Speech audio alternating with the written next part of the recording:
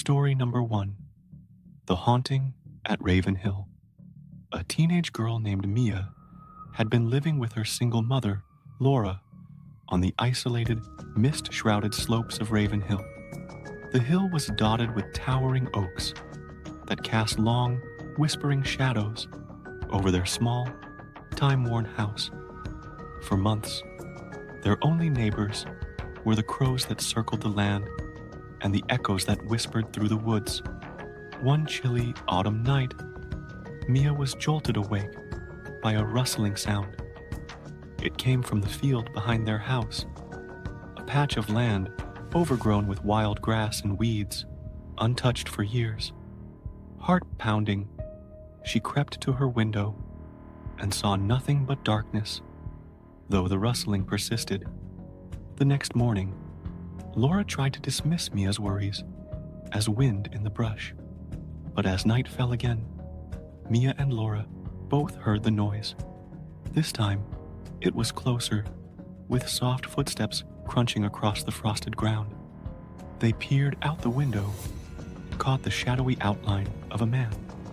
Laura, a fierce protector, grabbed an old, rusted shotgun her father had left behind and marched out onto the porch. "Who's there?" Laura shouted, voice trembling. The man didn't move. His head was tilted unnaturally, almost as if he were listening to something they couldn't hear. Then, with impossible speed, he melted back into the woods, leaving nothing behind. Mia and her mother tried to settle down, hoping it was a drifter or hunter. But over the next few nights, the intruder returned.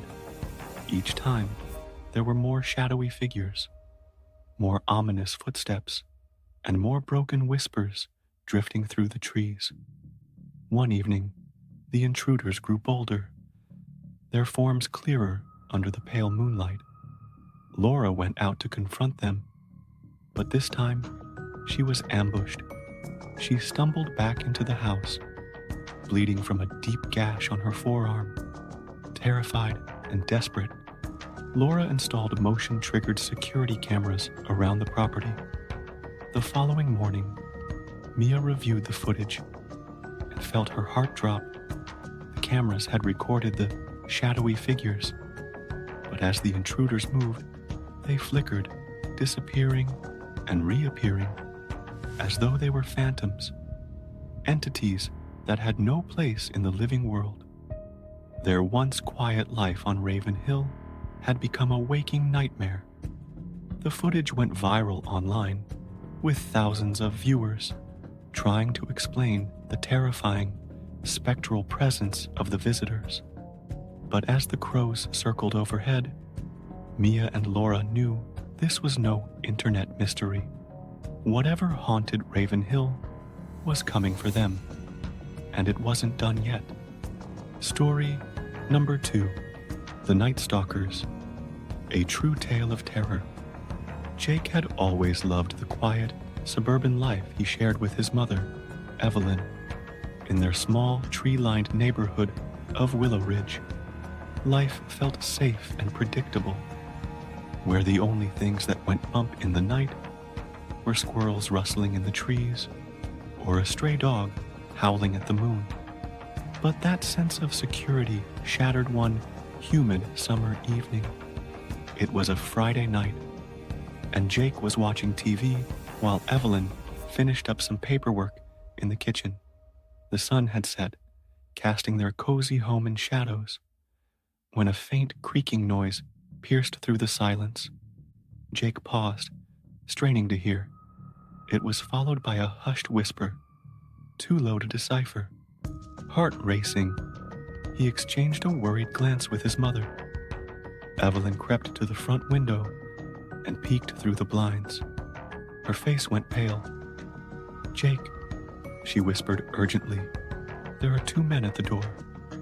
Before they could react, the front doorknob twisted and rattled. The intruders were trying to force their way in. Panicked, Evelyn signaled for Jake to follow her. They quietly rushed up the stairs and into Jake's bedroom, locking the door behind them. The intruders, undeterred, shattered a side window, and entered. Jake knew they had only moments before the men would be upon them. In a desperate act of survival, he slid open his bedroom window, and he and his mother climbed out onto the slanted roof. As they leaped off into the darkness, landing with a painful thud in the bushes below, the sound of heavy footsteps echoed from inside the house. The mother and son sprinted to a neighbor's yard and banged on the door until someone let them in and called the police. By the time authorities arrived, the intruders had vanished, leaving the house in disarray. The police found muddy footprints, but no other clues, chalking it up to a robbery gone wrong. Jake and Evelyn tried to move on, but the fear never really faded. A week later, in the dead of night, their landline rang. Evelyn answered, only to be met with the unsettling sound of slow, heavy breathing. She slammed the phone down, her hands trembling.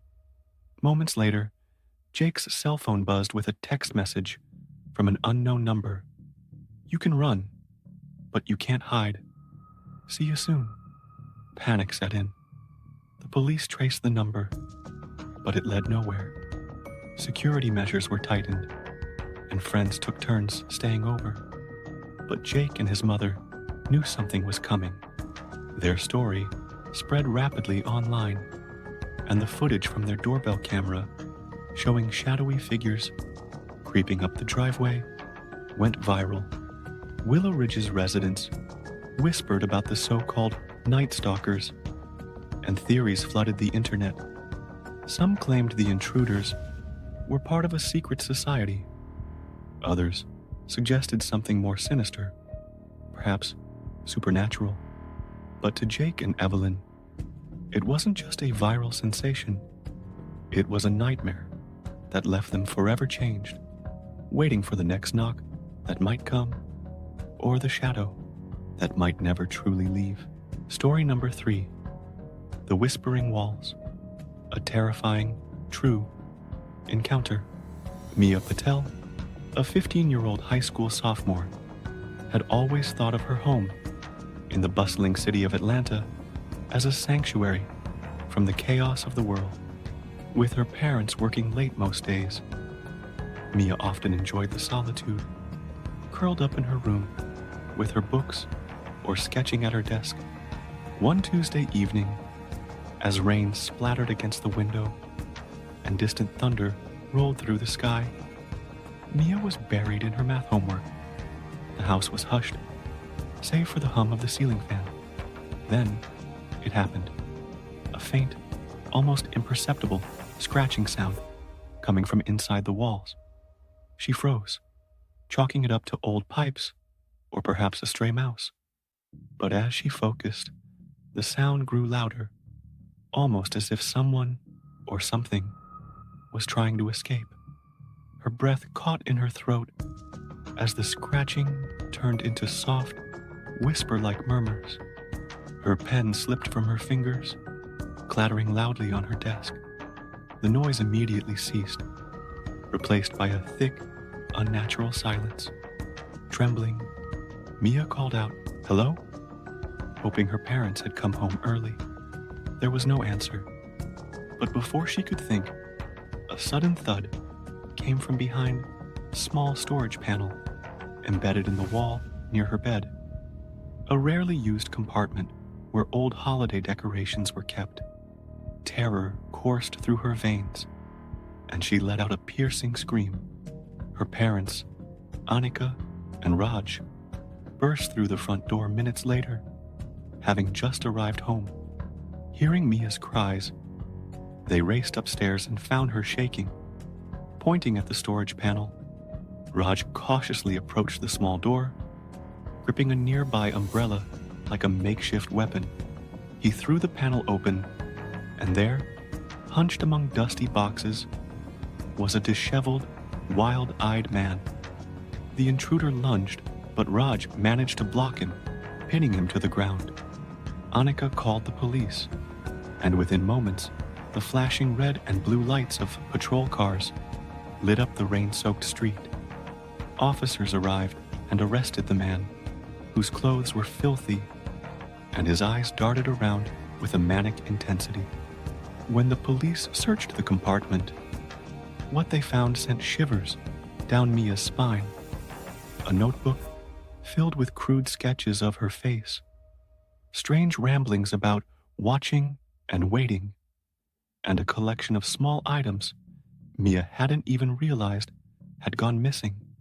A hairbrush, a keychain, and a single, crumpled page from her sketchbook. Investigators determined that the man had likely been living in the crawl spaces and walls of the house for days, maybe even weeks, watching Mia through cracks and holes. The story quickly went viral, and Mia's once safe haven became a nationwide symbol of one of the most chilling urban nightmares. Even after the man was safely behind bars, the memory haunted Mia. The house was never quite the same, and every creak and whisper of the old walls felt like a reminder. You never know who might be watching. Story number 4. Haunted by the Nightwalkers, a terrifying beach encounter. It was supposed to be a quiet, romantic evening for Chris and Maria Johnson. The newlyweds had rented a small beachside cottage in Oregon to escape the noise of their busy lives in the city. On their first night, the couple decided to take a moonlit walk along the deserted stretch of coastline. The gentle lapping of the waves and the soothing crash of the surf felt like nature's lullaby. Hand in hand, they strolled along the water, leaving trails of footprints behind them in the damp sand. They laughed and shared stories, feeling utterly alone and at peace under the starry sky. But as they walked, Chris suddenly froze. He turned his gaze down, frowning. "Did you notice those?" he asked, pointing to a set of footprints just a few yards from theirs. The tracks seemed recent, and oddly, they didn't lead to or from the water, appearing out of nowhere and heading toward the dunes. Maria's smile wavered, but she shrugged, trying to stay cheerful.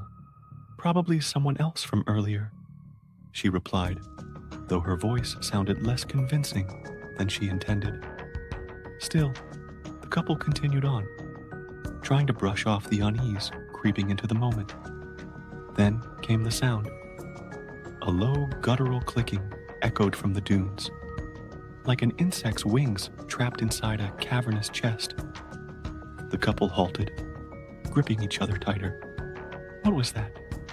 Maria whispered, her pulse quickening. They both turned toward the sand dunes, where shadows twisted under the silvery glow of the moon.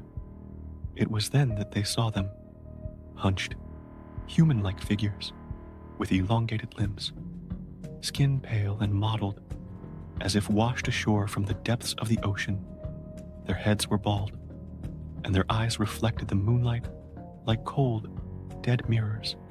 One of the creatures tilted its head, locking its gaze with Chris. The low clicking grew louder. Panicking, Chris and Maria ran as fast as they could back to their cottage, hearts pounding, until they reached the safety of their porch. Gasping for breath, they locked the doors and turned on every light. Shaking, Chris called the local police. Though skeptical, an officer came by to investigate, finding nothing but washed-away tracks and whispering winds. Despite the authorities' disbelief, Chris couldn't let it go. Every Friday night since, he has returned to that very stretch of sand, hoping, or perhaps dreading, to catch another glimpse of the creatures. But deep down, he and Maria know one thing for sure. Something watches from the dunes, waiting for another chance to come closer. Story number 5. The Midnight Spectre of Willow Ridge Academy. Willow Ridge Academy had always felt eerie at night. The prestigious high school, built over a century ago, held many secrets within its creaky walls. Mark Harris, a part-time janitor, had worked the night shift for years, but no amount of experience could shake the feeling of being watched as he cleaned the empty halls. One cold autumn evening, Mark clocked in as usual, his keys jingling with every step. The building was silent, the kind of silence that pressed heavily against the ears.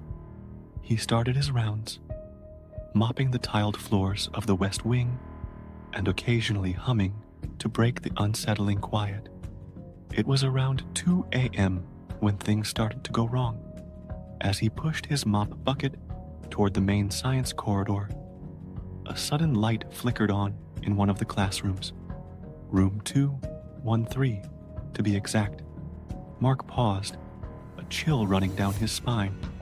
He knew he had turned off every light earlier, and the building was supposed to be empty. Heart pounding, he stepped cautiously toward the room, peering through the small glass window in the door.